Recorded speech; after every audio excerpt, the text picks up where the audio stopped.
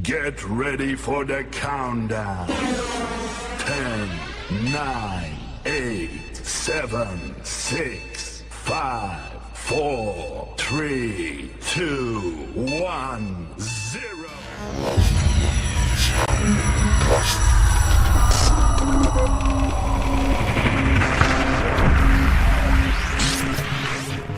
Assalamualaikum warahmatullahi wabarakatuh. Nama saya Andri Akta Perdana Siregar. Di sini saya dari kelompok 3. Saya di sini sebagai moderator dan teman saya Sela Anggreni, Rizky Sobari, dan Anissa Japalia akan menjelaskan dari materi kami sebagai berikut.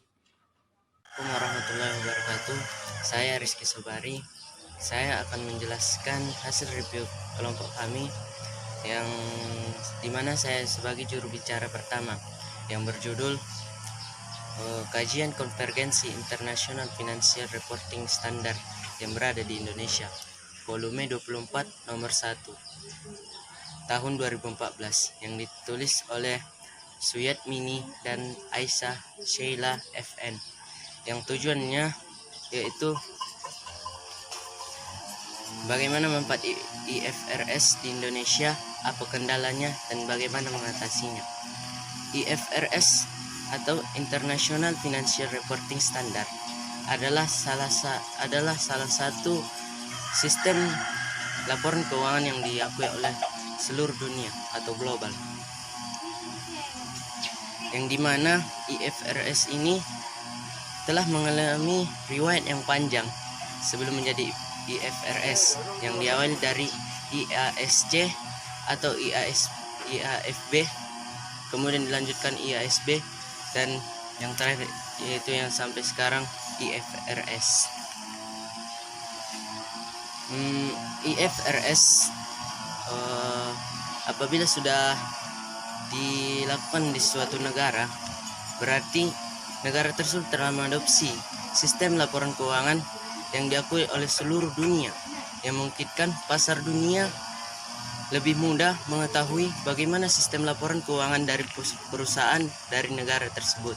Bahkan salah satu negara yang telah mengadopsi IFRS, yang diharapkan perusahaan-perusahaan yang ada di Indonesia ini bisa meningkatkan laporan keuangan yang ada, yang dimana IFRS adalah salah satu kesepakatan Indonesia sebagai anggota G20 Forum, yang dimana karakteristik dari IFRS ini yang pertama yaitu menggunakan principle base, sehingga lebih menekankan pada interpretasi aplikasi atas standar, sehingga harus berfokus pada spirit penerapan prinsip tersebut. Yang kedua, standar membutuhkan penilaian atas evaluasi apakah substansi transaksi, apakah presentasi akuntansi sesuai dengan realitas ekonomi. 3. Membutuhkan professional judgment pada penerapan standar akuntansi. Perkenalkan, nama saya Sheila Anggraini.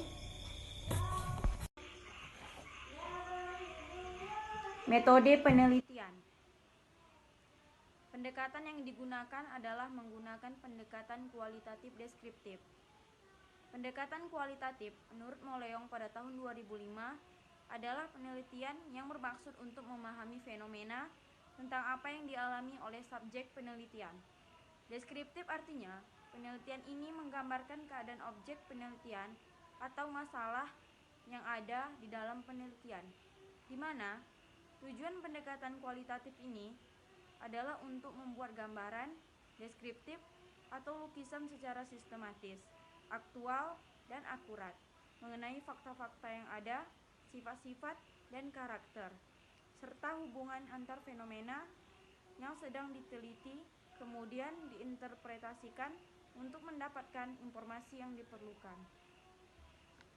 Kenalkan, nama saya Andri Akta Perdana Siregar. Pengembangan standar akuntansi Indonesia pada tahun periode 1973 sampai 1984. Ikatan Akuntansi Indonesia atau IAI telah membentuk Komite Prinsip-Prinsip Akuntansi Indonesia untuk menetapkan standar-standar akuntansi yang kemudian dikenal dengan Prinsip-Prinsip Akuntansi Indonesia atau PII. Pada periode 1984 sampai 1994, Komite PII melakukan revisi secara mendasar PIS 1973 dan kemudian menerbitkan Prinsip Akuntansi Indonesia 1984 atau PIS 1984. Menjelang akhir 1994, Komite Standar Akuntansi memulai suatu revisi besar atas prinsip-prinsip akuntansi baru yang kebanyakan konsintias dengan IAS. Beberapa standar diadopsi dari UAS atau GAAP dan lainnya dibuat sendiri.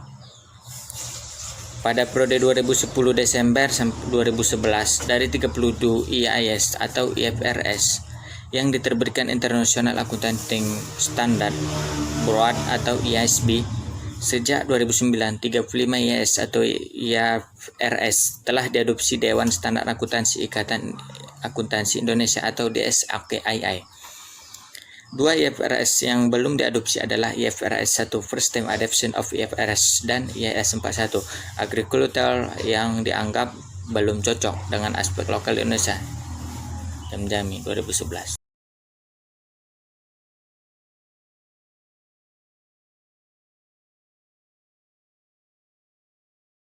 Nama saya Anissa Jafalia Hasanah.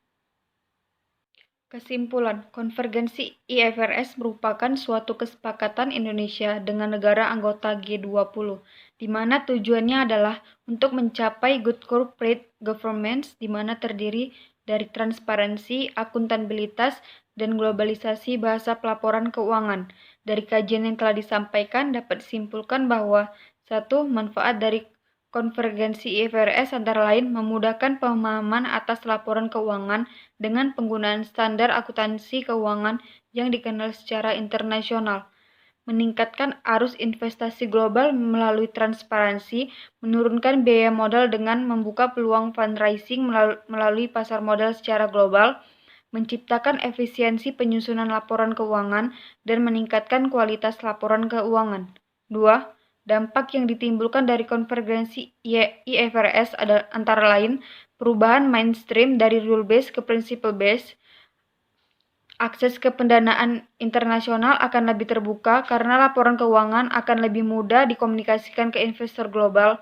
Relevansi laporan keuangan akan meningkat karena lebih banyak menggunakan nilai wajar. 3.